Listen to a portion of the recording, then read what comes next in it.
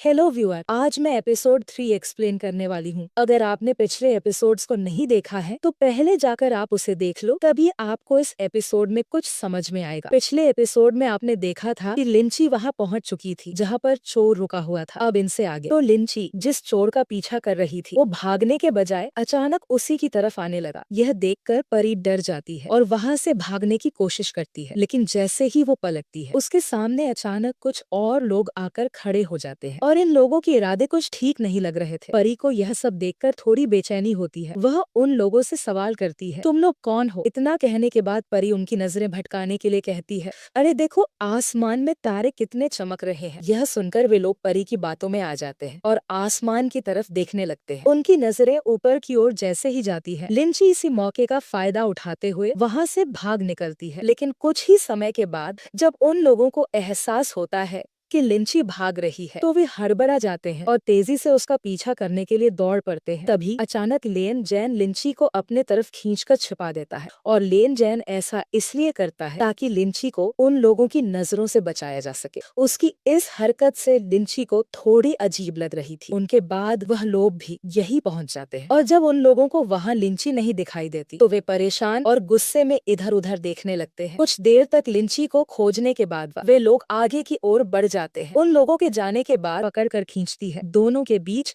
तलवार को लेकर खींचातानी होने लगती है। बहुत ही ज्यादा कोशिश करने के बाद लेन जैन आखिरकार लिंची के हाथों से अपनी तलवार छीन ही लेता है। वह थोड़ा मायूस होकर कहता है, मुझे माफ कर दो, मैंने आपके साथ बदतमीजी की। मैं सेनापति हूँ, मेरा काम है दूसरों को सुरक्षित रखना और किसी के साथ गलत न होने देना। लिंची यह सुनकर सोच में पड़ जाती है और हड़बड़ाहट में कह बैठती है, तुमने आखिर मुझ में ऐसा क्या देखा जो मुझे राजकुमारी मान लिया? यह बात बोलते ही लिंची को एहसास होती है कि उसने गलती कर दी। वह तुरंत बात बदलते हुए कहती है, हम सब एक जैसे दिखते हैं और अभी जो आपने मेरी मदद की उसके लिए थैंक यू। तो लेन जैन कहता है, ठीक है चलो मैं आपको सुरक्षित घर छोड़ देता हूँ। लेकिन लिंची मना करते हुए कहती है, इसकी कोई जरूरत नहीं, मैं खुद चली जाऊंगी। उनके बाद वह पलटकर मुस्कुराते हुए कहती है, एक बार फिर से मैंने इसे बेवकूफ बना दिया। इसके बाद लिंची वहाँ से जाने लगती है, लेकिन लेन जैन को कुछ पूछना था इसलिए वह आवाज देकर उनके पीछे ही जाने लगता है। लेकिन तभी अचानक वही लोग फिर से आ जाते हैं जिससे लेन जैन ने पहले लिंची को बचाया था। तो लेन जैन चौंक कर कहता है, ये लोग कौन है और तुम्हारे पीछे क्यों पड़े हैं? आगे बढ़ता है। लड़ाई बेहद जोरदार होती है और काफी देर तक चलती रहती है। इस दौरान चोरों का एक साथी मौका देखकर लेन जैन पर पीछे से हमला करने के लिए उसकी तरफ बढ़ता है, लेकिन लिंची की नजर उस पर पड़ जाती है। वह समय रहते हालात को समझ जाती है और बिना किसी डर के लेन जैन को बचाने के लिए उसकी तरफ दौड़ पड़ती है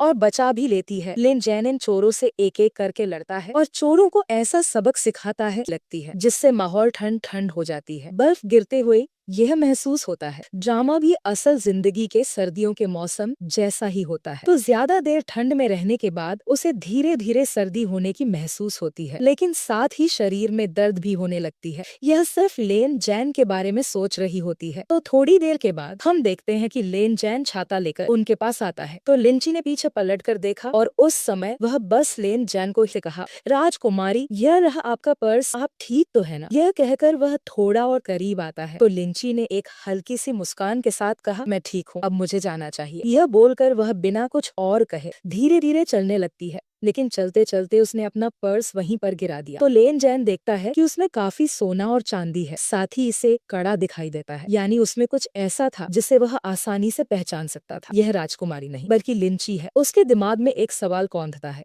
कि यह कड़ा आखिर इनके पास कहां से आया। तो लेन जैन तुरंत लिंची को रोकने के लिए कहती है। तो लिंची यह सुनकर अचानक रुक जाती है और वह पलट कर देखती है। तो लेन जैन कहता है, क्या आप मुझे बता सकती हो यह कड़ा आपके पाती और गिरने लगती है। तो लेन जैन घबरा कर तुरंत उसकी तरफ भागता है और लेन जैन ने झट से लिंची को संभाला और देखा कि उसकी हालत बहुत खराब हो चुकी है। लिंची को ऐसे देखकर वह और भी ज्यादा परेशान हो जाता है। तो लेन जैन ने उसे अपनी गोद में उठा लिया और फौरन उसे लेकर जाने लगा। और लेन जैन के मन में कई सवाल थे, क्या यह सच में राजकुमारी है या कोई और वह से लेन जैन के मन में बार बार यही डर था कि कहीं इसे कुछ हो न जाए। तो कुछ समय के बाद लिंची को होश आती है, उसकी आंखें धीरे धीरे खुलती है और वह खुद को एक अनजान जगह पर पाती है। तो यह पूछती है मैं कहाँ हूँ। तो इसे होश में आते देकर इसे सुकून मिलता है और बताने लगता है तुम्हारी तबीयत बहुत खराब हो गई थी, इसलिए मैं तुम्हें अपने घर लेकर आया हूँ। तो लिंची अपनी दर्द भरी आवाज में कुछ बोलने तो लेन जहन वापस आ चुका था और हमारी एपिसोड यहीं पर एंड हो जाती है। अगर आपको यह वीडियो अच्छी लगी हो तो वीडियो को लाइक करके चैनल को सब्सक्राइब जरूर करना। साथ ही कमेंट में बताना कि आपको यह एक्सप्रेशन कैसा लगा और पूरा वीडियो देखने के लिए दिल से लव यू ऑल। मिलते हैं नेक्स्ट एपिसोड में, तब तक के लिए बाय बाय।